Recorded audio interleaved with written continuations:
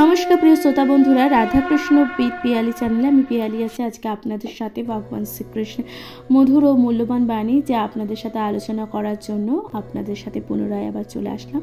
প্রিয় শ্রোতা বন্ধুরা, যেখানে আমি শ্রীমদ্ ভগবদ গীতা আপনাদের সাথে পাঠ করে শোনাতে চলেছি। প্রিয় শ্রোতা বন্ধুরা, আশা করছি তা আপনাদের ভালো লাগছে এবং আপনারা কে কোথা থেকে ভগবান শ্রীকৃষ্ণের এই শ্রীমদ্ ভগবদ গীতা শুনছেন আপনাদের গুরুত্বপূর্ণ মতামত দিতে একদমই ভুলে যাবেন না।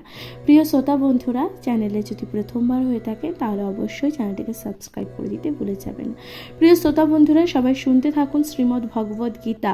অর্থাৎ প্রথমেই আপনাদেরকে একটি বিষয় আপনাদের সাথে বর্ণনা করি। শ্রীমদ্ ভগবদ গীতা হচ্ছে 18টি অধ্যায়। এবার 18টি অধ্যায়ের মধ্যে আমি প্রথম যে অধ্যায়টি রয়েছে তা হচ্ছে বিষাদ যোগ। বিষাদ যোগের আগের দিন, যেটা আমি আগের দিন যে ভিডিওটি আপনাদের সাথে আলোচনা করেছি প্রিয় শ্রোতা বন্ধুরা, সেখানে প্রথম থেকে সপ্তম শ্লোক অবধি সুন্দরভাবে বর্ণনা এবং অনুবাদ সমেত তাৎপর্য পুরোটাই আমি আপনাদের সাথে বর্ণনা করেছি। প্রিয় শ্রোতা বন্ধুরা, আজ আপনাদের সাথে আলোচনা করতে চলেছি অষ্টম শ্লোক থেকে। প্রিয় শ্রোতা বন্ধুরা, আপনারা কিন্তু শুনতে থাকবেন এবং অবশ্যই শ্রীমদ্ ভগবদ গীতা শুনবেন। নিজেদের জীবন তথা নিজেদের ভবিষ্যৎ, নিজেদের জীবন, নিজেদের কাছের মানুষ, সকলের মানুষের চরিত্র অর্থাৎ চরিত্র শুদ্ধ অর্থাৎ মানুষের জীবন যাপন করার পদ্ধতি কিন্তু পরিবর্তন হয়ে যাবে। প্রিয় শ্রোতা বন্ধুরা, ভগবান শ্রীকৃষ্ণের শ্রীমদ্ ভগবদ গীতা অবশ্যই কিন্তু শুনতে হবে। প্রিয় শ্রোতা বন্ধুরা, সঙ্গে থাকুন, তাহলে শুনতে থাকুন শ্রীমদ্ ভগবদ গীতা।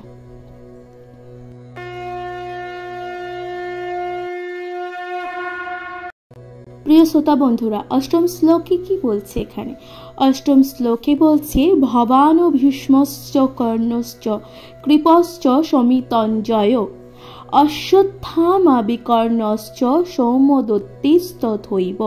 অর্থাৎ এর অনুবাদ কি রয়েছে জানেন? প্রিয় শ্রোতা বন্ধুরা, এর অনুবাদটা যা অত্যন্ত সুন্দরভাবে রয়েছে তা রয়েছে, সেখানে রয়েছেন আমাদের মতন ব্যক্তিত্ব ভীষ্ম, কর্ণ, কৃপাচার্য, অশ্বত্থামা, বিকর্ণ ও সৌম্যদত্তের পুত্র ভূরিশ্রবা, যারা সর্বদাই যুদ্ধে বিজয়ী হয়ে থাকেন। অর্থাৎ এখানে কারা কারা এই যুদ্ধে রয়েছে সেই সমস্ত কথা কে বলছে? দুর্যোধন কিন্তু তা বলছে, তাই না প্রিয় শ্রোতা বন্ধুরা? তাই এখানে বিজয়ী যারা যারা হয়েছে, অর্থাৎ এখানে ভীষ্ম, কর্ণ, কৃপাচার্য, অশ্বত্থামার মতো নানান রকম মহারথীরাও কিন্তু এই যুদ্ধে অংশগ্রহণ করেছেন।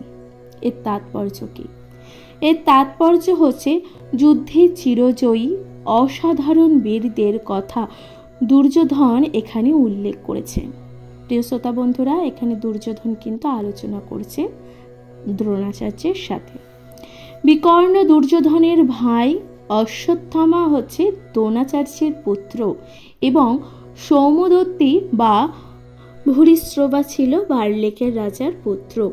কর্ণ অর্জুনের বৈপত্যের ভ্রাতা, কেননা রাজা পাণ্ডুর সঙ্গে বিবাহের পূর্বে কুন্তী দেবীর কোলে তাদের জন্ম হয়, অর্থাৎ তার জন্ম হয়। এখানে কার কথা বলা হচ্ছে? এখানে কর্ণের কথা বলা হচ্ছে। কর্ণ যেহেতু কুন্তীর পুত্র ছিল, কুন্তী দেবীর বিবাহের পূর্বে কিন্তু কর্ণ জন্মগ্রহণ করেছিলেন। প্রিয় শ্রোতা বন্ধুরা, এরপর বলছে কৃপাচার্যের যমজ ভগ্নীর সঙ্গে দ্রোণাচার্যের বিবাহ হয়। আচ্ছা, এই শ্লোকের তাহলে সারমর্ম কি? এই শ্লোকের সারমর্ম হচ্ছে কে কারা তাদের পরিচয় দেওয়া হচ্ছে। অর্থাৎ এখানে যে সকল বীরদের কথা বলা হচ্ছে, দুর্যোধনের ভাই রয়েছে, অশ্বত্থামা রয়েছে, যিনি অশ্বত্থামা ছিলেন তিনি ছিলেন দ্রোণাচার্যের পুত্র।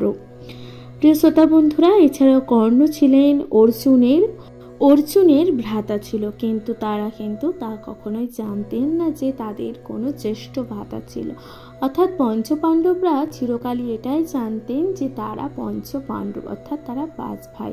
কিন্তু মাতা কুন্তীর বিবাহের পূর্বে, অর্থাৎ সূর্যদেবের পুত্র যা কিনা কর্ণ, ঠিক আছে, তো কর্ণ ছিল মাতা কুন্তীর বিবাহের পূর্বেই সেই সন্তান, যে সন্তানকে মাতা কুন্তী নদীর জলে ভাসিয়ে দিয়েছিল। প্রিয় শ্রোতা বন্ধুরা, এই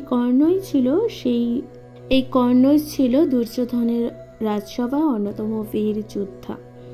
প্রিয় শ্রোতা বন্ধুরা, এবার 9 নম্বর শ্লোক অর্থাৎ নবম শ্লোকে কি বোঝানো হচ্ছে তা আপনাদের সাথে বর্ণনা করছি। আপনারা কিন্তু অবশ্যই শুনতে থাকুন।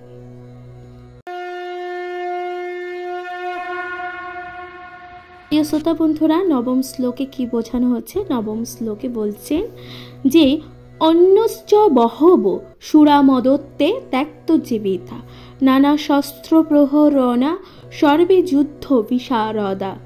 অর্থাৎ এই শ্লোকের অনুবাদ কি? এই শ্লোকের অনুবাদ এখানে কি বোঝানো হচ্ছে?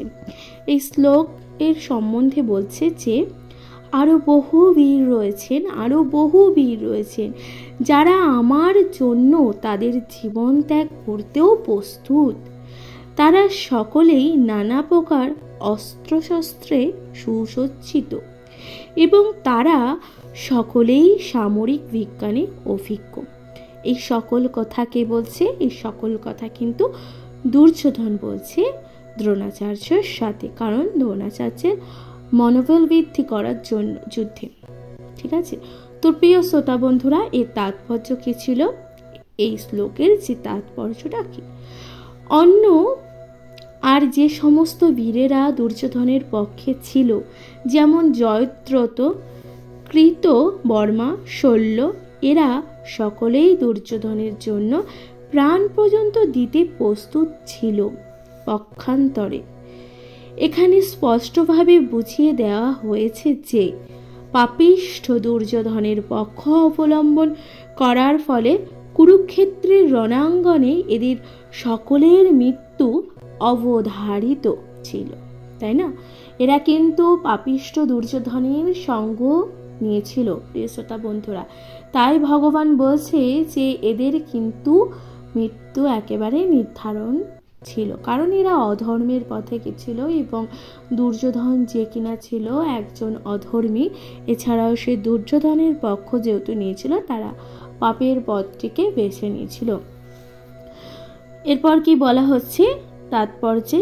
তা হচ্ছে দুর্যোধনের অবশ্যই দৃঢ় বিশ্বাস ছিল যে উপরোক্ত মিত্রদের সম্মিলিত শক্তির ফলে তার জয় ছিল অনিবার্য। আচ্ছা, দুর্যোধনের কিন্তু অনেক বেশি চিন্তা ভাবনা ছিল। দুর্যোধন কিন্তু নিজের প্রতি অনেক বেশি আত্মবিশ্বাসী ছিল এবং তাদের কাছে যেহেতু নানান রকম মহারথী, নানান রকম যোদ্ধারা ছিল, সে কারণে দুর্যোধনের আত্মবিশ্বাস ছিল অনেক দৃঢ়। প্রিয় শ্রোতা বন্ধুরা, তাই দুর্যোধন কিন্তু দ্রোণাচার্যের মনোবল বৃদ্ধি করার জন্য এই সকল কথা বলছিল। কিন্তু দুর্যোধন যেহেতু ছিল পাপী, দুর্যোধন যেহেতু ছিল অধর্মী, সেই কারণে এই লড়াইয়ে কিন্তু দুর্যোধনের জয়লাভ হতোই না। সুতরাং দুর্যোধনের পদ যারা যারা নিয়েছিল, দুর্যোধনের পাশে যারা যারা দাঁড়িয়েছিল, তাদের কিন্তু মৃত্যু অবধারিত ছিল। প্রিয় শ্রোতা বন্ধুরা, এই ছিল নবম শ্লোকের সারমর্ম। এবার আপনাদের সাথে আলোচনা করছি দশম শ্লোক, তার সারমর্ম এবং অনুবাদ ও তাৎপর্য আপনাদের সাথে সুন্দর করে উপস্থাপন করছি।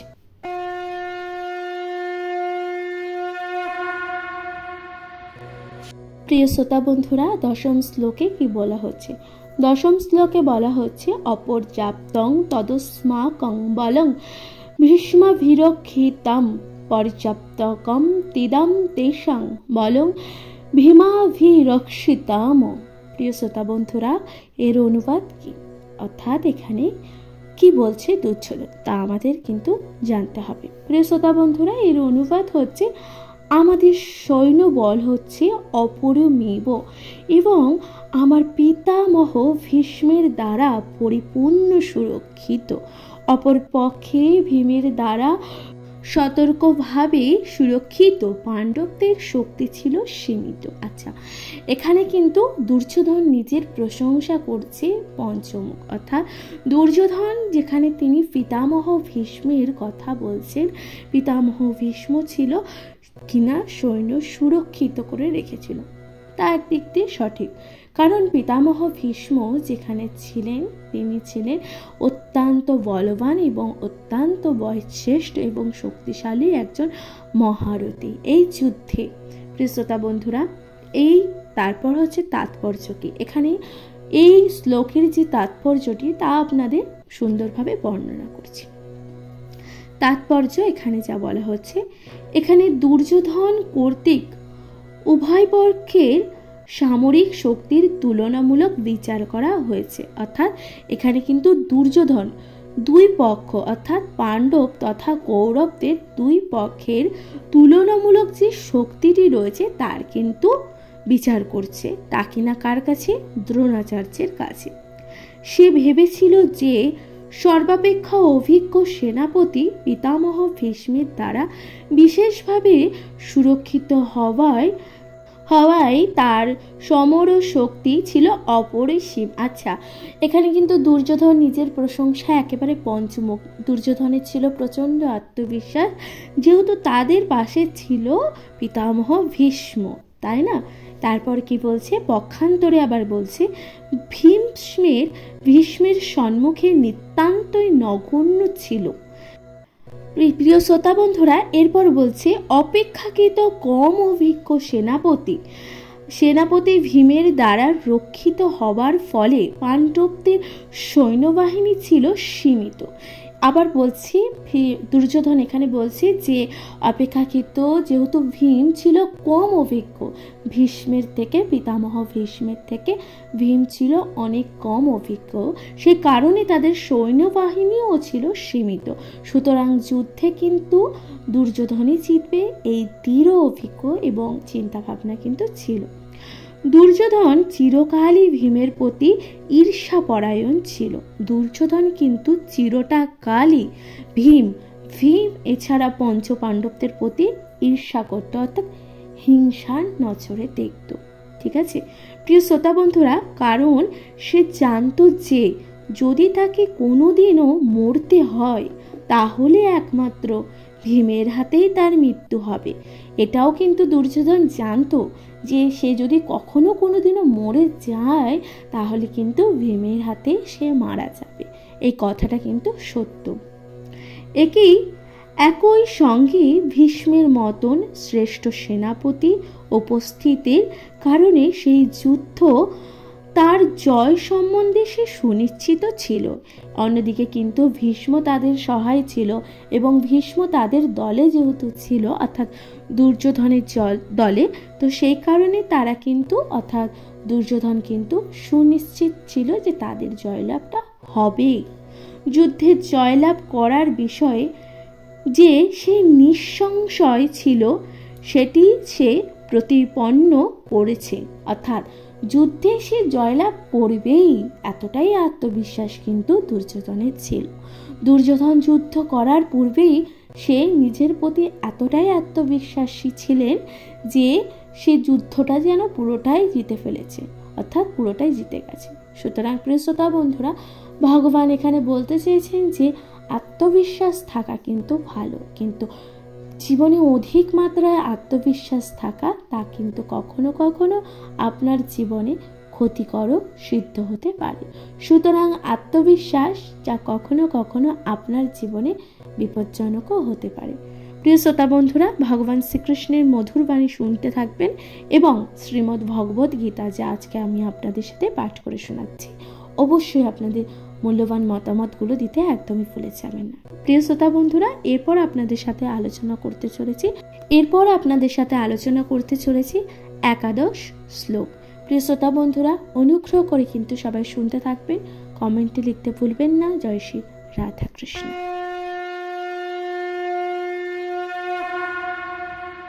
প্রিয় শ্রোতা বন্ধুরা, একাদশ শ্লোকে কি বলা হচ্ছে? একাদশ শ্লোকে বলা হচ্ছে অয়নেষু চ সর্বেষু যথা ভাগমুবহ্নিতা ভীষ্মমেবাভিরক্ষন্তাম ভবন্তু সর্ব এবহি। প্রিয় শ্রোতা বন্ধুরা, এই শ্লোক অর্থাৎ একাদশ শ্লোকের অনুবাদ কি তা আপনাদের সাথে বর্ণনা করছি। এখানে একাদশ শ্লোকের অনুবাদে বলা হচ্ছে, এখন আপনারা সকলেই সেনাব্যূহের প্রবেশ পথে নিজ নিজ কৌশলগত অবস্থানে স্থিত হয়ে পিতামহ ভীষ্মকে সর্বতোভাবে সহায়তা প্রদান করুন। আচ্ছা, এখানে কিন্তু দুর্যোধন সকল সেনা প্রধান বা সকল সেনাবাহিনী যারা ছিলেন তাদের উদ্দেশ্যে বলছেন যে সবাই যুদ্ধে পিতামহ ভীষ্মকে যেরকমভাবে পারো সেরকমভাবে পিতামহ ভীষ্মকে সাহায্য করো। প্রিয় শ্রোতা বন্ধুরা, এর তাৎপর্য কি রয়েছে? তাৎপর্য এখানে রয়েছে তা হচ্ছে ভীষ্মের শৌর্য বীর্যের প্রশংসা করার পরে দুর্যোধন বিবেচনা করে দেখল যে অন্যরা নিজেদের গুরুত্বহীন বলে মনে করতে পারে, তাই স্বভাব সুলভ ও কূটনৈতিক চাতুরীর সাহায্যে সেই পরিস্থিতির ভারসাম্য বজায় রাখার জন্য সে উপরন্ত কথাগুলো বলেছিল। আচ্ছা, এখানে কিন্তু দুর্যোধন যখন দেখলো যে ভীষ্মের শৌর্য বীর্যের কথা প্রশংসা করছে দুর্যোধন এবং অন্যান্য যারা ছিলেন তারা কি ভাবতে পারবে, এই সকল কথা চিন্তা ভাবনা করে দুর্যোধন তখন কিন্তু এই সকল ব্যাপারে সবাইকে যাতে দৃষ্টি আকর্ষণ করতে পারে যুদ্ধে, তাই সকলের প্রশংসা কিন্তু করতে থাকে। এভাবে সে মনে করিয়ে দিল যে ভীষ্মদেব নিঃসন্দেহে সর্বশ্রেষ্ঠ যোদ্ধা হওয়া সত্ত্বেও একজন বৃদ্ধ মানুষ। আচ্ছা, তিনি কিন্তু এবার বলছেন, এবার ভীষ্মদেবের অর্থাৎ পিতামহ ভীষ্মের কিন্তু বলছে তিনি কিন্তু নিঃসন্দেহে সর্বশ্রেষ্ঠ যোদ্ধা, কিন্তু তিনি ছিলেন অত্যন্ত বৃদ্ধ মানুষ এবং সব দিক থেকেই তাই সকলের তার সুরক্ষার জন্য বিশেষভাবে চিন্তা করা উচিত। তাই সকলে ছিল তার থেকে আয়ুতে স্বল্প, আয়ুতে কম, তো সেই কারণে সকলের উচিত পিতামহ ভীষ্মকে সাহায্য করা। প্রিয় শ্রোতা বন্ধুরা, তারপর কি বলছে, যুদ্ধ করতে করতে যদি তিনি কোনোদিনও একদিকে এগিয়ে যায় তাহলে শত্রুপক্ষ তার সুযোগ নিয়ে অন্য দিক থেকে আক্রমণ করতে পারে। অর্থাৎ যুদ্ধ করতে করতে তিনি যদি কোনো একদিকে চলে যায়, সেই দিক থেকে অর্থাৎ অন্য দিক থেকে শত্রুপক্ষ এসে তাদের আক্রমণ করতে পারে। তাই এটি অত্যন্ত গুরুত্বপূর্ণ ছিল যে অন্যেরা বীর যোদ্ধারা যেন তার কৌশলগত ত্যাগ না করে যায়, কারণ তিনি বলছেন যে অন্য বীরেরা যাতে তাকে ত্যাগ না করে যায়, ঠিক আছে, যার ফলে প্রতিপক্ষ ব্রহ্ম ভেদ করতে না পারে। অর্থাৎ যে প্রতিপক্ষ ছিল তারা যাতে তাদের সুরক্ষা চক্র ভেদ না করতে পারে। দুর্যোধনের স্পষ্টতাতেই অনুভব করেছিল যে কুরুক্ষেত্রের যুদ্ধে তার জয়লাভ সম্পূর্ণভাবে নির্ভর করছিল ভীষ্মদেবের উপর। কুরুক্ষেত্রে যে যুদ্ধটা হবে তা কিন্তু ভীষ্ম অর্থাৎ পিতামহ ভীষ্মের ওপরে নির্ভর করছিল, তা কিন্তু দুর্যোধনের কথায় কোথাও না কোথাও স্পষ্ট ছিলই। সেই যুদ্ধে ভীষ্মদেব ও দ্রোণাচার্য যে তাকে সম্পূর্ণভাবে সহযোগিতা করবেন সে বিষয়ে দুর্যোধন কিন্তু একেবারে নিশ্চিন্ত ছিল। অর্থাৎ তার যুদ্ধে কেউ তাকে সাহায্য করুক কিংবা না করুক, কিন্তু পিতামহ ভীষ্ম ও দ্রোণাচার্য তাকে কিন্তু সাহায্য অবশ্যই করবেই, কারণ সে ইতিপূর্বেই দেখেছিল যখন হস্তিনাপুরের রাজসভায় সমস্ত রাজপুরুষেরা সামনে দ্রৌপদীর বস্ত্রহনন হচ্ছিল, তখন তাদের প্রতি অসহায় দ্রৌপদীর আকুল আবেদনে সাড়া দিয়ে তারা একটি কথাও বলেননি।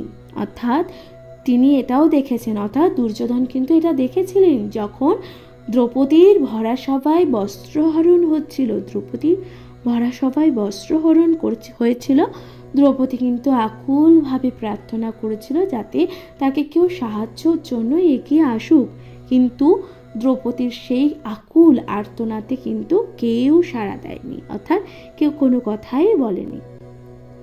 সে জানত যে তার দুই সেনাপতি পাণ্ডবদের প্রতি স্নেহপরায়ণ ছিল, কিন্তু পাশা খেলার সময় তারা যেভাবে তাদের স্নেহ প্রবণতা বর্জন করেছিলেন এই যুদ্ধে তারা তাই করবে। অর্থাৎ দুর্যোধন কিন্তু প্রথমে ভয় পেয়েছিলেন যে যেহেতু পাণ্ডবদের পঞ্চপাণ্ডবদের মধ্যে তৃতীয় পাণ্ডব যিনি কিনা ছিলেন অর্জুনকে দ্রোণাচার্য অত্যন্ত স্নেহ করত এবং ভালোবাসত। যেহেতু সেই পাশা খেলায় দ্রোণাচার্য এছাড়া পিতামহ ভীষ্ম কেউই কোনো শব্দ করেনি, কোনো স্নেহ অর্থাৎ কোনো ভালোবাসা দেখায়নি। যখন পঞ্চপাণ্ডবেরা একে একে সকল কিছু পাশা খেলায় হেরে যাচ্ছিল, তখন কিন্তু তারা কখনোই অর্থাৎ পিতামহ ভীষ্ম ও দ্রোণাচার্য কিন্তু তাদেরকে একটুও সাহায্য করেনি এবং সেই যুদ্ধ অর্থাৎ সেই পাশা খেলা বন্ধ করার জন্য কিন্তু তারা কিন্তু বলেওনি। প্রিয় শ্রোতা বন্ধুরা, সেই কারণেই দুর্যোধন কিন্তু একদম নিশ্চিত ছিলেন যে এই দুজন ব্যক্তি তাদের কিন্তু সাহায্য অবশ্যই করবে। প্রিয় শ্রোতা বন্ধুরা, এরপর দ্বাদশ শ্লোকে কি বলা হচ্ছে তা আপনাদের সাথে আলোচনা করতে চলেছি, অবশ্যই কিন্তু শুনতে থাকুন।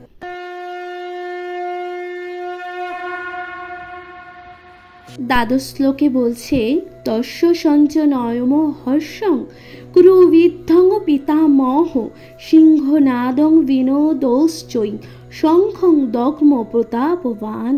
প্রিয় শ্রোতা বন্ধুরা, এই শ্লোকের অনুবাদ কি রয়েছে? এই শ্লোকের অনুবাদ রয়েছে, তখন কুরু বংশের বৃদ্ধ পিতামহ ভীষ্ম দুর্যোধনের হর্ষ উৎপাদন করে সিংহের গর্জনের মতো অতি উচ্চনাদে তার শঙ্খ বাজালেন। আচ্ছা, তখন কুরুবংশের বৃদ্ধ অর্থাৎ পিতামহ ভীষ্ম কিন্তু শঙ্খধ্বনি করে বাজালেন, উচ্চ আত্মনাদে কিন্তু শঙ্খধ্বনি বাজালেন। প্রিয় শ্রোতা বন্ধুরা, তাৎপর্য কি রয়েছে এই শ্লোকের? দ্বাদশ শ্লোকের তাৎপর্য হচ্ছে, কুরু রাজবংশের পিতামহ দুর্যোধনের হৃদয়ের ভাব বুঝতে পেরে তার প্রতি স্বাভাবিক করুণাবশত সিংহের মতো উচ্চনাদে তার শঙ্খ বাজিয়ে তাকে উল্লসিত করার চেষ্টা করলেন। আচ্ছা, কুরু রাজবংশের পিতামহ দুর্যোধনের হৃদয়ের কিন্তু ভাব বুঝতে পেরেছিলেন, তাই না?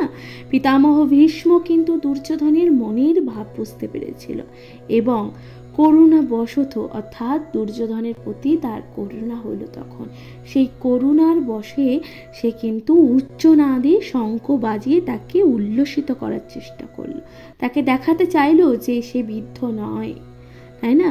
সে বয়সে বৃদ্ধ হতে পারে কিন্তু তার মধ্যে এখনো অনেক বেশি শক্তির সঞ্চয় রাখতে পারে।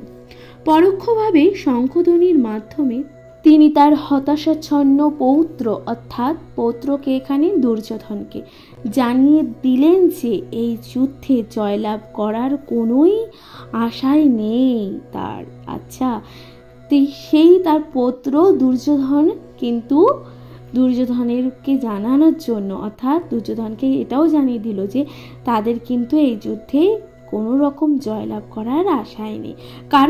কারণ কি বলছে? কারণ ভগবান শ্রীকৃষ্ণ ছিল তার বিপক্ষে, কারণ এখানে বাসুদেব শ্রীকৃষ্ণ ছিলেন তাদের বিপক্ষে।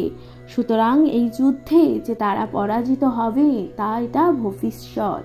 প্রিয় শ্রোতা বন্ধুরা, তাই কিন্তু বুঝতে পেরেছিলেন পিতামহ ভীষ্ম, কিন্তু তবুও যুদ্ধে করাই ছিল তার কর্তব্য। কিন্তু এই যুদ্ধে কুরু বংশের পক্ষ নেওয়াই ছিল তার কর্তব্যের মধ্যে এবং এই ব্যাপারে তিনি কোনো রকম অবহেলা করতেই চায়নি এবং তিনি যে কতটা নিষ্ঠাবান তা কিন্তু তিনি প্রমাণ করে দিয়েছিলেন তিনি পদে পদে এই যুদ্ধে।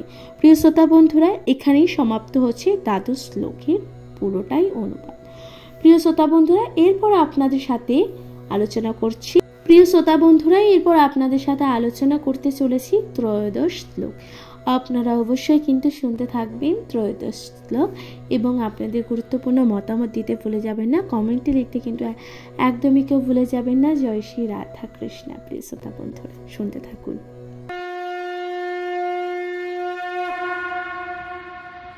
শ্রোতা বন্ধুরা, ত্রয়োদশ শ্লোকে কি বলা হচ্ছে?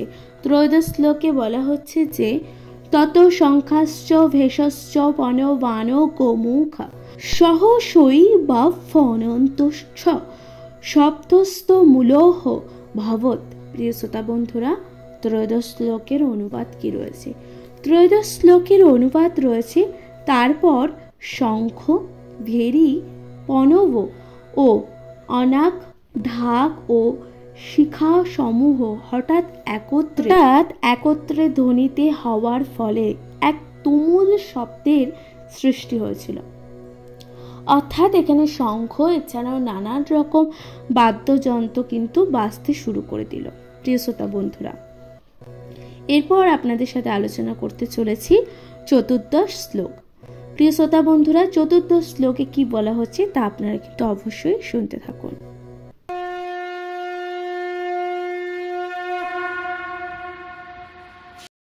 প্রিয় শ্রোতা বন্ধুরা, এরপর চতুর্দশ শ্লোকে কি বলা হচ্ছে? চতুর্দশ শ্লোকে বলা হচ্ছে, তত শ্বেতর্য যুক্তে মহতি স্বর্ণন্তে স্থিত মাধব পাণ্ডবশ্চ দিব্য শঙ্খে পদুগ্নতু। অর্থাৎ এর অনুবাদ কি রয়েছে? অনুবাদ রয়েছে, অপর পক্ষে শ্বেত অশ্ব চালিত এক দিব্য রথে স্থিত শ্রীকৃষ্ণ ও অর্জুন উভয়ে তাদের দিব্য শঙ্খ কিন্তু বাজালেন। অর্থাৎ এখানে শ্রীকৃষ্ণ অপর পক্ষ থেকে কিন্তু তাদের যে শঙ্খ, তাদের যে বিজয় শঙ্খ, সেটা কিন্তু বাজানো শুরু করে দিল। প্রিয় শ্রোতা বন্ধুরা, এর তাৎপর্য কি রয়েছে?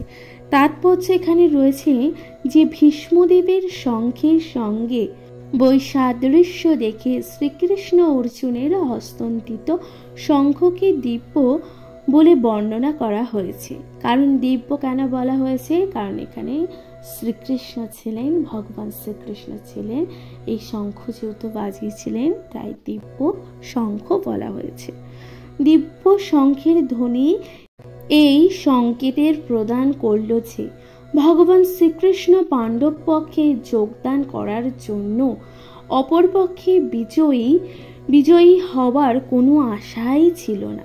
ঠিক আছে, যেহেতু ভগবান শ্রীকৃষ্ণ ছিল পাণ্ডবদের পক্ষে নিয়েছিল, সেই কারণে কিন্তু অপর পক্ষে জয় হওয়ার কিন্তু কোনো সম্ভাবনা ছিল না। জয়স্তু পাণ্ডপুত্রানাং যেসাং পক্ষ জনার্দন। প্রিয় শ্রোতা বন্ধুরা, অর্থাৎ ভগবান শ্রীকৃষ্ণ তাদের সঙ্গ থাকার জন্য বিজয় সর্বদাই পাণ্ডুপুত্রদেরই মতো, পাণ্ডুপুত্রদের সাথে ছিল, ব্যক্তিদের সঙ্গেই থাকে। ভগবান যখন যেখানে থাকেন, সৌভাগ্য লক্ষ্মীও সেখানেই অবস্থান করেন, কারণ সৌভাগ্য লক্ষ্মী সর্বদাই তার প্রতির অনুগামী, তাই না? প্রিয় শ্রোতা বন্ধুরা, এখানে সৌভাগ্য লক্ষ্মী কে ছিলেন? মা লক্ষ্মী। এবার মা লক্ষ্মীর স্বামী কে ছিলেন? নারায়ণ। প্রিয় শ্রোতা বন্ধুরা, আর এখানে দাপরের নারায়ণ কে ছিলেন? ভগবান শ্রীকৃষ্ণ। প্রিয় শ্রোতা বন্ধুরা, যেহেতু ভগবান শ্রীকৃষ্ণ ছিলেন নারায়ণ, সেই কারণে মা লক্ষ্মী কিন্তু যেহেতু তার স্বামীর পক্ষই নেবে, এটা কিন্তু নিশ্চিত, তাই না? প্রিয় শ্রোতা বন্ধুরা, তারপর বলছি, তাই বিষ্ণু বা শ্রীকৃষ্ণের দিব্য শঙ্খের মাধ্যমে ইঙ্গিত করা হয়েছিল যে অর্জুনের জন্য বিজয় ও সৌভাগ্যের প্রতীক্ষা করছে। কারণ এই বিজয় শঙ্খে মানে এই দিব্য শঙ্খটা বাজানোর অর্থই এটা, যে এই যুদ্ধতে পাণ্ডবদের জয়লাভ হবে, সেটা বোঝানোর চেষ্টা হয়েছে। তাছাড়া যে রথে দুই সখা উপবিষ্ট ছিল, তাছাড়া এই রথে দুজন বন্ধু অর্থাৎ সখা শ্রীকৃষ্ণ এবং অর্জুন ছিল বন্ধু, সেই কারণে এই যুদ্ধে তাদেরই জয়লাভ হবেই। প্রিয় শ্রোতা বন্ধুরা, তা অগ্নিদেব অর্জুনকে দান করেছিলেন এবং এই ইঙ্গিতে বহন করেছিলেন যে এই রথ ত্রিভুবনের সর্বত্র বিজয় লাভে সমর্থ। প্রিয় শ্রোতা বন্ধুরা, এখানে এই রথ অর্জুনকে কি প্রদান করেছিলেন? এখানে এই রথ কিন্তু অগ্নিদেব, অর্থাৎ অগ্নিদেব স্বয়ং এই রথ কিন্তু অর্জুনকে দান করেছিলেন, উপহার দিয়েছিলেন, যাতে এই রথে করে সেই যুদ্ধ যুদ্ধে যায়, যুদ্ধের রণক্ষেত্রে যায়। প্রিয় শ্রোতা বন্ধুরা, তাহলে বুঝতে পারছেন এখানে জয়লাভ কিন্তু পঞ্চ পাণ্ডবদের হবে, তা কিন্তু ভগবান বলেছেন, কারণ ভগবান স্বয়ং কিন্তু পঞ্চ পাণ্ডবদের সঙ্গে ছিলেন। প্রিয় শ্রোতা বন্ধুরা, তাই যুদ্ধে পঞ্চ পাণ্ডবদেরই জয়লাভ হবে। সুতরাং এই যুদ্ধের ফলাফল কিন্তু ওদিকে পিতামহ ভীষ্ম, যিনি কিনা পুনরায় বুঝতে পেরে গেছিল, তিনি আগে থেকেই বুঝতে পেরে গেছিলেন। প্রিয় শ্রোতা বন্ধুরা, এখানে আমি আপনাদের সাথে তাহলে অষ্টম থেকে চতুর্দশ শ্লোকের যা সুন্দরভাবে ব্যাখ্যা এবং বর্ণনা করলাম। প্রিয় শ্রোতা বন্ধুরা, আশা করছি তা আপনাদের ভালো লেগেছে এবং আপনারা কে কোথা থেকে ভগবান শ্রীকৃষ্ণ অর্থাৎ এই ভগবদ গীতা শুনছেন, আপনাদের মূল্যবান মতামত দিতে কিন্তু ভুলে যাবেন না প্রিয় শ্রোতা বন্ধুরা, কারণ এই ভিডিও এই ভগবান শ্রীকৃষ্ণের মূল্যবান বাণী যা কিন্তু অনেক কঠিন এবং অনেক সহজভাবে আপনাদের সাথে উপস্থাপনা করার চেষ্টা করলাম। আশা করছি তা আপনাদের ভালো লাগবে এবং আপনারা কে কোথা থেকে শুনছেন আপনাদের গুরুত্বপূর্ণ মতামত দেবেন, কমেন্টে লিখতে ভুলে যাবেন না। জয় শ্রী রাধা কৃষ্ণ।